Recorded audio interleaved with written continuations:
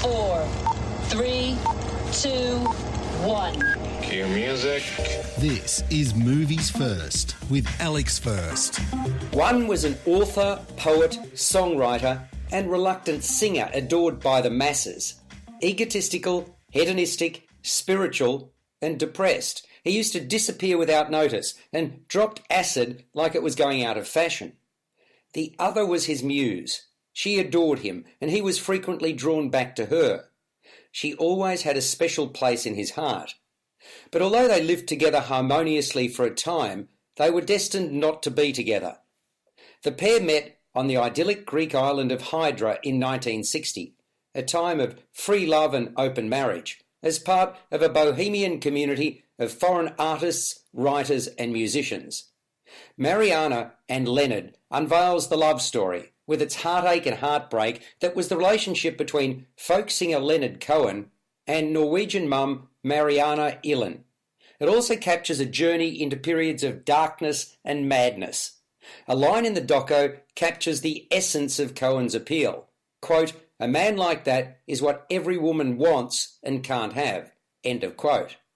Leonard, from aristocratic Jewish stock, maintains his love of music came from his mother.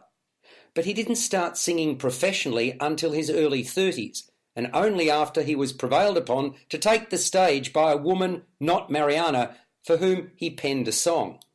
Let's just say that his first experience in front of an audience didn't go according to plan. In an unusual twist, the narrator and director of the documentary, Nick Broomfield, is one of Marianne's other former lovers. That's something I can't say I expected. Broomfield, then aged 20, met Marianne, who introduced him to Cohen's music in 1968. You're listening to Movies First. For more, like us on Facebook and follow us on Twitter. I found Marianne and Leonard an alluring and captivating watch. It's a tale of two people searching for meaning and purpose in their lives. We're introduced to them through their own utterances, along with interviews with those who cared about them and worked with them. Friends and colleagues, if you like. What's particularly pleasing is the amount of raw archival footage of the pair that makes up the lion's share of the doco.